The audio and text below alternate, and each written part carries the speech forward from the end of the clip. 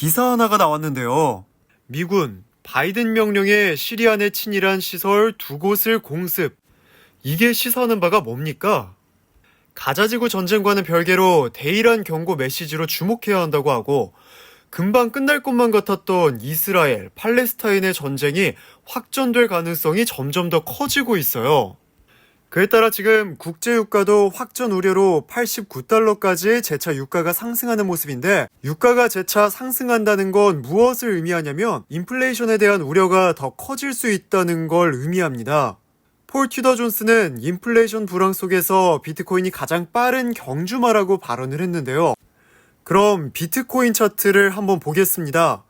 나스닥과 S&P 500은 급격히 하락했고, 경기 침체 우려와 지정학적 위기에서 완전히 맥을 못 추고 있는데, 여기서 지금 폭등하면서 올해 초 대비 100% 이상 상승하고 있는 건 비트코인이죠. 근데 비트코인이 또 횡보하고 단기적으로 차익 매물 실현이 나왔다고 해서 지금 부정론에 휩싸여서 비트코인을 당장 팔아야 된다는 등, 다시 폭락한다는 등 이런 군중 심리에 휘둘리지 않으셨으면 좋겠습니다.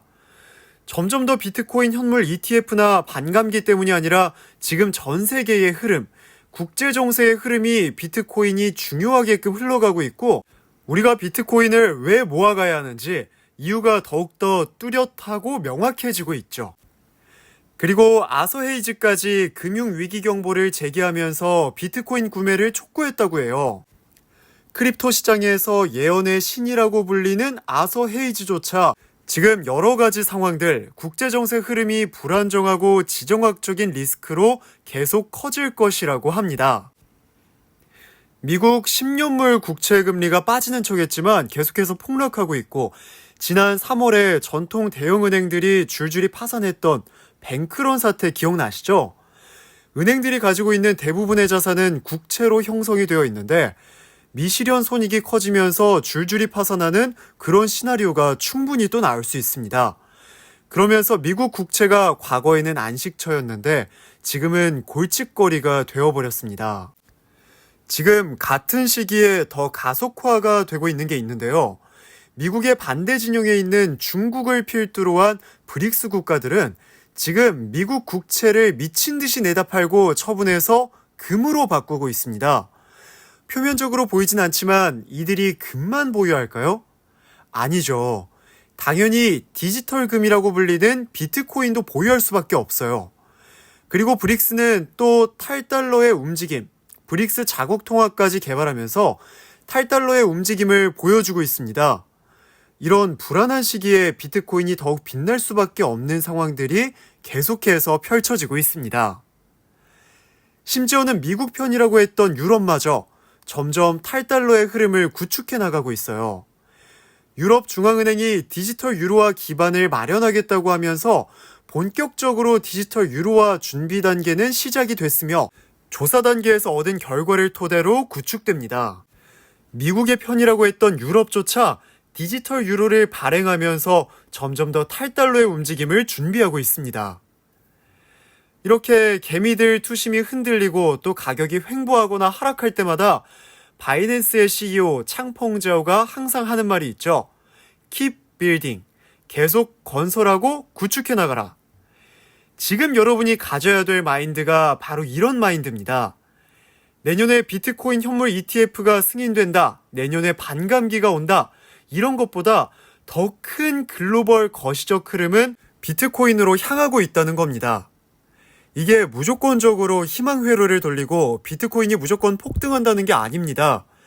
실제로 채권의 흐름, 지정학적인 흐름, 그리고 미국과 중국을 필두로 한 브릭스 국가들의 대립들, 마찰들, 이런 것들을 전체적으로 여러분들이 한번 봐보세요.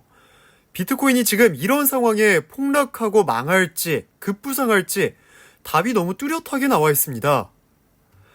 또한 JP모건은 미국 SEC, 비트코인 현물 ETF를 거절하면 소송으로 이어질 것이라고 하면서 비트코인을 쓰레기 취급했던 JP모건조차 비트코인 현물 ETF에 대한 거부는 어떤 형태든 간에 SEC의 소송을 촉발할 수 있고, 소송은 SEC의 더 많은 법적 문제를 야기할 수 있다면서 비트코인 현물 ETF 승인이 거부될 가능성은 적고, 현물 ETF 승인 문제에 대한 법적 다툼은 SEC가 하고 싶지 않을 것이라고 덧붙였습니다. 왜냐면 과거에 SEC가 그레이스케일이랑만 법적 소송을 다투는 건 그나마 할만했는데 만약에 이번에 비트코인 현물 ETF를 거절한다고 하면 비트코인 현물 ETF를 신청한 금융 엘리트들과 글로벌리스트들, 월가의 기관들이 일제히 SEC에 소송을 다 걸어버린다고 하면 SEC는 감당할 수 없을 겁니다. 이런 이유 때문에라도 비트코인 현물 ETF를 승인해줄 가능성이 상당히 높다고 미국의 1위 은행이 자처해서 보고서까지 얘기하면서 언급을 해주고 있고요. 또한 블룸버그의 핵심 ETF 애널리스트들조차 일제히 입을 모아서 하는 이야기가 있는데 비트코인 현물 ETF 승인 확률은 90%에 육박하고 아크인베스트의 데드라인인 1월 10일이 될 가능성이 크다. 그렇기 때문에 어차피 1월 10일 전까지 현물 ETF 승인 확률은 90%입니다. 그리고 이 블룸버그 같은 경우는 퍼드 기사를 그냥 올리거나 근거 없는 기사를 올리는 데가 아니라 세계에서 영향력 있고 똑똑하고 능력 있는 전문가 기자들이 밀집되어 있는 기관이고 월가와의 유착 관계가 깊은 사람들도 많아요. 그런데 이런 사람들이 90%라고 얘기하는 걸 한 귀로 듣고 흘릴 게 아니라 거의 이 흐름으로 갈 확률이 굉장히 크다는 거 아셔야 합니다.